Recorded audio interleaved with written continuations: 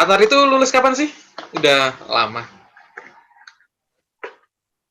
Saya lulus tahun 2018 di awal. 18 ya?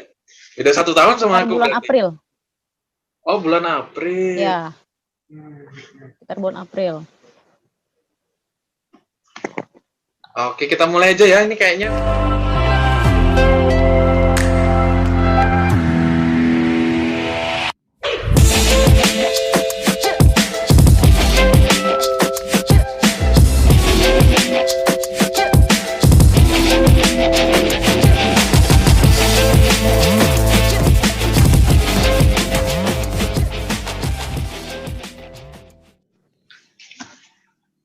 Oke, siap. Oke, Assalamualaikum warahmatullahi wabarakatuh. Bismillahirrahmanirrahim. Alhamdulillah. Assalatu wassalamu ala asrofil anbiya'i wal mursalin wa ala alihi washabihi ajmain amma ba'du. Yang terhormat Atari Farhani SH selaku pembicara pada sore hari ini. Beliau juga penulis buku Konstitusi dan Ruang Angkasa, sekaligus founder dari Juris Police Institute. Nah, ini menarik, nanti kita tanyain nih. Katanya rilis Februari ya, Februari baru rilis, yaitu Lembaga Kajian Hukum Kebijakan Publik juga ya. Kita launching JPI di sekitar Februari. Februari. Ya, betul. Oke. Soalnya aku baca di berita online, ternyata nama Juris Police Institute udah kemana-mana. Oke. Nah, mungkin langsung kita mulai aja, Atari. Ini aku udah nyiapin beberapa pertanyaan buat kamu. Nah, sebelumnya mungkin buat teman-teman yang baru gabung atau baru melihat di channel Jogja Melek Politik, yaitu channel pendidikan politik untuk generasi milenial. Dulu pernah saya maju sebagai calon legislatif ya, mungkin Atari tahu. Nah, di dalam pencalonan tersebut saya menemukan beberapa catatan yang memang itu untuk para milenial, para generasi muda, kalau hal-hal tersebut tuh terus dilestarikan, itu akan membuat para pemilih itu menjadi pragmatis. Nah, oleh karena itu setelah pemilu 2019 saya sedikit menjauhi dari politik dan saya membuat channel YouTube ini. Nah, tujuannya itu mengedukasi seputar pendidikan politik, bagaimana menjadi pemilih yang berdaulat gitu ya, yang nggak mudah diwanipiro gitu kan. Nah, makanya saya bikin ini. Ada terkait politiknya, ada terkait hukumnya, terkait budaya dan lain-lain. Ya, seputar pemuda, seputar milenial. Oke. Nah, pertanyaan yang pertama ini ya. Kita udah lama ya, kita kenal tuh 2017 ya, Atari ya? Ya, 2017. Waktu di Wisma Kemendikbud ya, dulu ya. Ya. Oke, kelihatan ini, wajah Atari itu nggak berubah. Masih imut-imut. Beda kalau aku tambah gemuk kan ini. Masih muda lah ya, masih muda. Iya. Atari berapa saudara sih? Saya 7 bersaudara. 3? Anak terakhir. Oh. Anak ke-7 dari 7 bersaudara. Wow, 7 ya? Berarti sama-sama terakhir juga. Tapi kalau aku yang 2 bersaudara, dan aku yang terakhir juga. Nah, pertanyaan ini langsung aja ya, Atari ya.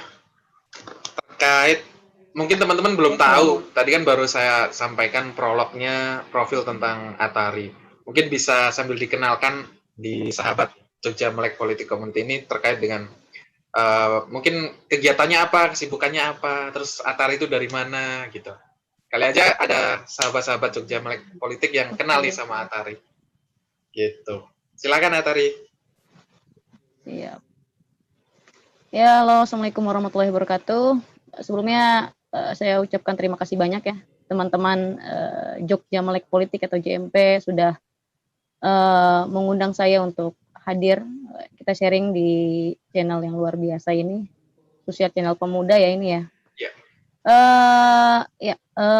Saya memang 2018 baru saja lulus S1 dari Fakultas Hukum Universitas Muhammadiyah Jakarta, dan sekarang sempat kayak kita 2 tahun kemarin saya sempat aktif di Perhimpunan Mas Hukum Indonesia, dan sekarang alhamdulillah atau insya Allah juga saya membangun semacam platform juga untuk anak muda yang memang bergerak di hukum dan kebijakan publik ya, bernama Juris Police Institute.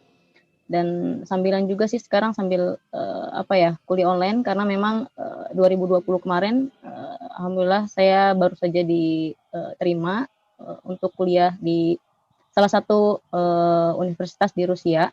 Wow. Jurusan hukum untuk magister, dan alhamdulillah sekarang sudah mulai online untuk pembekalan bahasa Rusia, karena untuk di Rusia itu kita harus ada pembekalan bahasanya terlebih dahulu karena dia menggunakan bahasa Rusia. Seperti itu. Jadi semacam matrikulasi gitu ya? Yep. Oke, jadi saat ini ternyata Atari ini sudah keterima di salah satu universitas di Rusia ya? Apa itu nama universitasnya? Nama universitasnya? RUDN University. RUDN University. Apa? Ayurens University. RUDN University. RUDN. Atau People Friendship University of Russia. Oke. Luar biasa, mantap nih. Berarti Universitas Persahabatan Rusia. Persahabatan Rusia. Ya. Memang mendalami hukum ya, Kak Tari itu kayaknya bakatnya ini. Ya, saya S1 juga memang hukum kan di Fakultas Hukum Universitas Muhammadiyah Jakarta. Kebetulan memang konsennya di hukum tata negara. Dan sekarang juga magister kita ambil hukum lah, linear. Dengan S1 saya kemarin. Oke. Nah, ini beda tipis sama Bang Refli Harun nih, yang punya channel YouTube juga nih. Atari nggak minat juga nih bikin YouTube. Oke, mungkin kita bisa mulai masuk ke ini. Nantilah, ada waktunya mungkin. Ya, mungkin agak terjeda sedikit ya, suara saya agak delay. Ya, mungkin udah masuk ke ini, ke konstitusi dan ruang angkasa.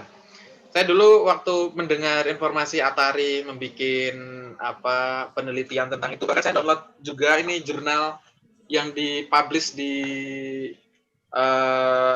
Jurnal Konstitusi ya, volume 16 tanggal 2 Juni 2019 ya. Ini juga saya sempat baca, ternyata udah publish juga di jurnalnya. Menarik banget. Terutama di geostationary orbit ya. Nah, mungkin bisa dijelasin itu, Atari. Iya, GSO. Terkait dengan ini, kenapa mengambil penelitian tentang konstitusi dan ruang angkasa? Karena mungkin Atari sendiri kan melihat bahwa ruang angkasa kita tuh belum diatur ya secara eksplisit di konstitusi kita ya. Pasal 33 hanya bumi, tanah, dan air ya. Ya, silakan Atari. Ya, sebenarnya terkait dengan buku konstitusi dan ruang angkasa sendiri memang bermula dari penelitian S1 saya. Pada saat itu saya memang mengambil tema penelitian berkenaan dengan penguasaan negara terhadap pemanfaatan sumber daya alam yang terkandung dalam ruang angkasa pada saat itu. Kenapa pada akhirnya saya tertarik dengan hukum ruang angkasa? Karena memang di semester 5 itu saya mendapatkan mata kuliah itu berkenaan dengan hukum laut, udara, dan ruang angkasa. Di UMJ Muhammadiyah Jakarta itu memang khususnya di Fakultas Hukum ada satu mata kuliah yang memberikan materi terkait dengan hukum laut, udara, dan ruang angkasa tersebut. Dari situ memang ada ketertarikan untuk lebih mendalami berkenaan dengan hukum ruang angkasa itu sendiri. Dan ketika kita coba untuk konsultasi dengan dosen, ya mensupport dosen saya pun untuk mendalami daripada tema berkenaan dengan hukum ruang angkasa. Pada akhirnya kita ambillah penelitian secara lebih eksplisit yang berkenaan dengan penguasaan negara terhadap pemanfaatan sumber daya alam di ruang angkasa. Nah, memang kalau berbicara masalah hukum ruang angkasa ini, mungkin kalau di Indonesia ini belum terlalu familiar ya, karena memang dari beberapa kampus fakultas hukum pun belum banyak ada mata kuliah yang berkenaan dengan hukum udara ataupun ruang angkasa. Iya, Makanya betul. memang inilah salah satu bentuk ketertinggalan Indonesia juga sih sebenarnya, khususnya di fakultas-fakultas hukumnya gitu. Ketika negara lain sudah jauh, tapi kita masih berada di tataran politik praktis gitu. Tapi untuk berbicara masalah lebih lanjut berkenaan dengan hukumnya, dengan teknologinya, kita tidak bisa bungkiri juga, kita masih sangat tertinggal seperti itu. Berbicara dari udara ataupun hukum udara atau hukum ruang angkasa memang bisa dikatakan sebagai ilmu baru atau cabang hukum internasional yang relatif baru karena dia baru ada di sekitar abad 20 pada saat itu, yaitu perkembangan adanya Sputnik ya, Sputnik milik Rusia yang memang waktu itu pada saat itu bukan Rusia, namanya Uni Soviet gitu, Sputnik Rusia yang memang berhasil ke ruang angkasa yang dibawa oleh seorang astronot bernama Yuri Gagarin pada saat itu. Nah, perkembangan itu mulai terasa ketika ada antara blok barat, blok timur pada saat itu, antara Amerika dan Uni Soviet pada saat itu, sehingga perkembangan berkenaan dengan hukum ruang angkasa itu semakin pesat perkembangannya, untuk khususnya di bidang dunia kemiliteran pada saat itu. Lalu berkembanglah ke ilmu pengetahuannya, teknologinya sampai saat ini. Bahkan seorang guru besar dari Universitas